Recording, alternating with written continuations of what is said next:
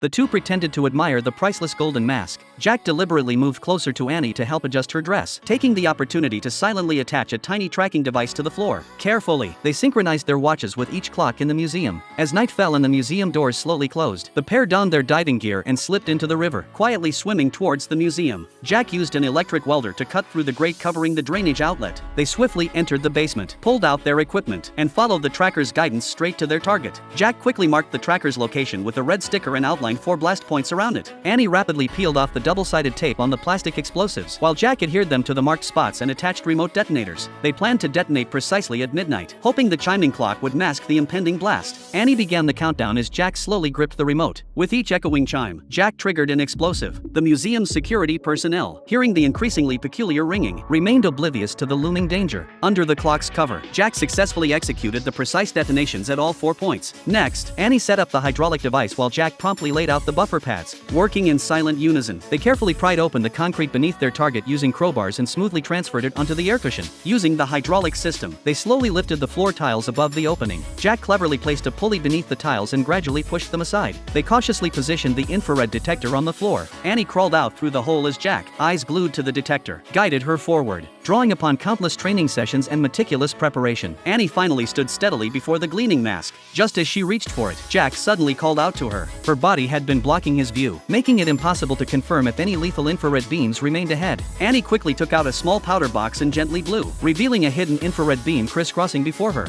She then entered the pre-cracked code, opening the glass case. However, instead of immediately touching the golden mask, Annie drew a sharp dagger. A gravity sensor lurked beneath the mask, ready to trigger an alarm at the slightest misstep. Carefully, she slid the blade under the mask, firmly propping up the sensor before gently lifting the mask. She then stuck a piece of gum onto the sensor, successfully disabling it. Annie swiftly retreated. Outside, the guards had begun patrolling near the exhibition hall. As they approached, discovering the golden mask had turned into a toy, the museum's alarms blared. By then, the duo had already silently slipped back into the river. Just as Jack excitedly reached for the golden mask, his expression instantly darkened, becoming ominously grim. With a vicious look, he suddenly grabbed Annie's hair and forcefully shoved her head underwater.